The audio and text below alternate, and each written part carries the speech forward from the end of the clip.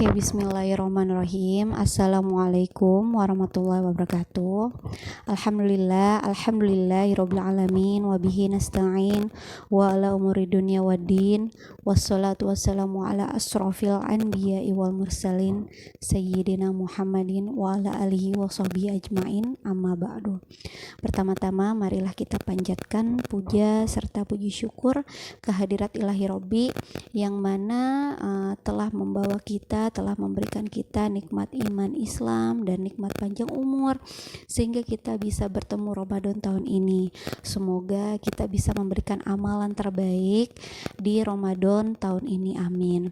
Shalawat serta salam marilah kita haturkan kepada Nabi Muhammad Sallallahu Alaihi Wasallam. Semoga kita termasuk ke dalam umat yang diberikan syafaat oleh baginda Nabi Muhammad di hari akhir kelak, amin. Oke.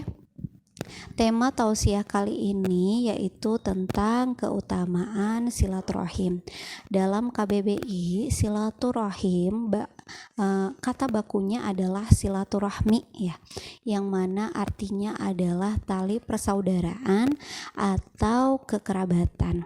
Oke, berkaitan dengan hal tersebut ada suatu kisah yang menceritakan antara si kaya dan seseorang yang memiliki amanah atau dipercaya, seseorang yang dipercaya seperti itu ya. Nah, oke, suatu hari Miss mulai ceritanya ya. Suatu hari ada seorang yang kaya raya. Seorang yang kaya raya tersebut pergi menunaikan haji.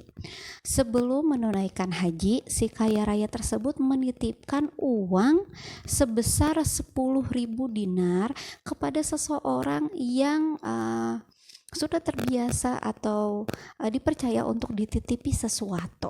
Nah, setelah si kaya tersebut pulang dari haji tersebut, si kaya tersebut mendatangi rumah seseorang yang ia titipi dan ia baru tahu bahwa ternyata orang tersebut sudah wafat. Nah, ketika bertemu dengan anak-anaknya, ternyata anak-anaknya pun tidak tahu di mana ayahnya menyimpan uang tersebut. Nah, kemudian si kaya bingung dan si kaya tersebut mendatangi seorang alim dan seorang alim tersebut memberikan solusi bahwa si kaya disuruh untuk mendatangi sumur Zam-Zam di sepertiga malam dan ia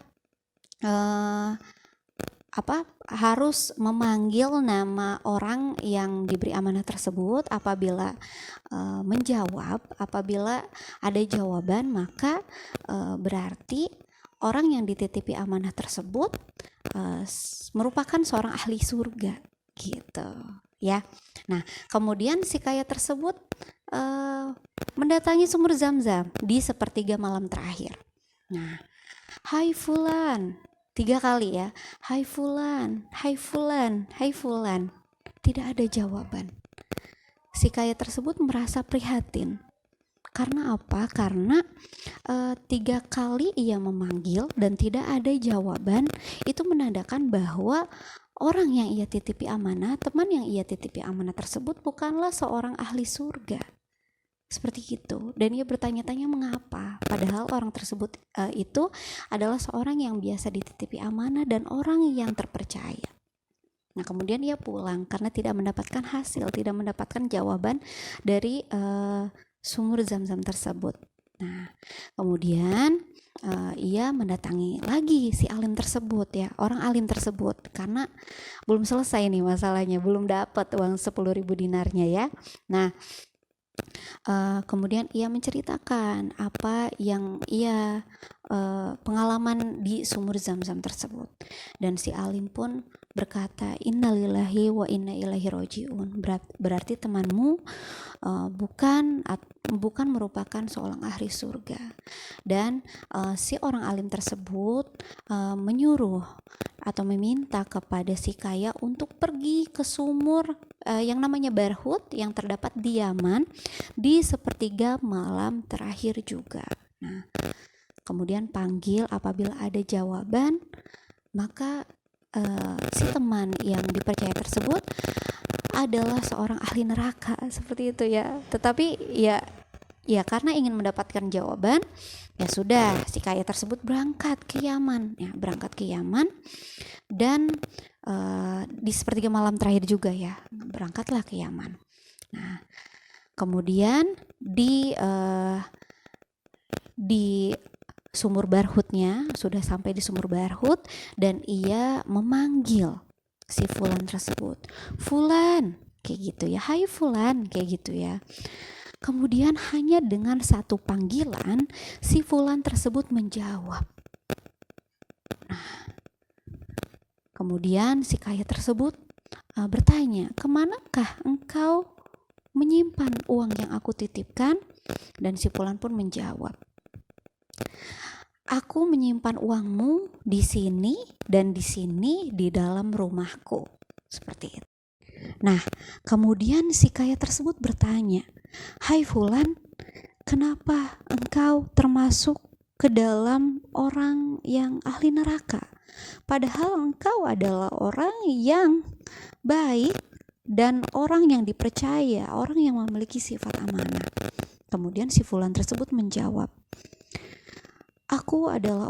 memang aku adalah orang yang dipercaya dan mempunyai sifat amanah, tetapi aku adalah orang yang mana semasa hidupku aku lalai terhadap saudara perempuanku yang fakir.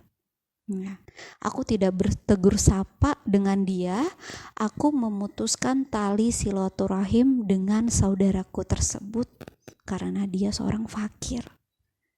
Nah, alasannya tidak disebutkan, mungkin karena malu atau mungkin tidak ingin membantu dan lain sebagainya. Nah, sampai aku meninggal, aku tidak bertegur sapa dengan saudariku, saudara perempuan. Artinya adiknya ya, adik perempuannya.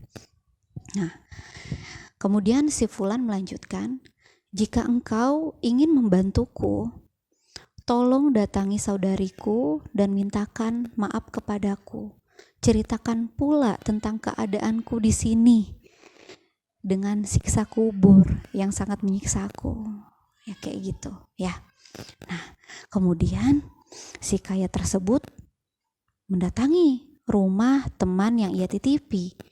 Nah, dia mencari uang yang ia titipkan itu ternyata benar apa yang dikatakan si Fulan. Uangnya ada, masih utuh. Nah, itu membuktikan bahwa ia adalah orang yang amanah. Nah, kemudian si kaya tersebut bertanya kepada anak-anak, ya, kepada anak-anaknya teman yang ia titipi uang. Di manakah rumah bibimu? Ya, rumah bibimu artinya saudara perempuannya itu ya. Nah, kemudian ia mendatangi rumah saudari perempuan tersebut.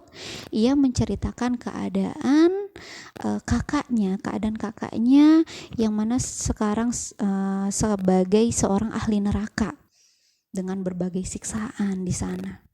Dan saudari tersebut, perempuan tersebut menangis, memohon ampun, meminta maaf, memaafkan.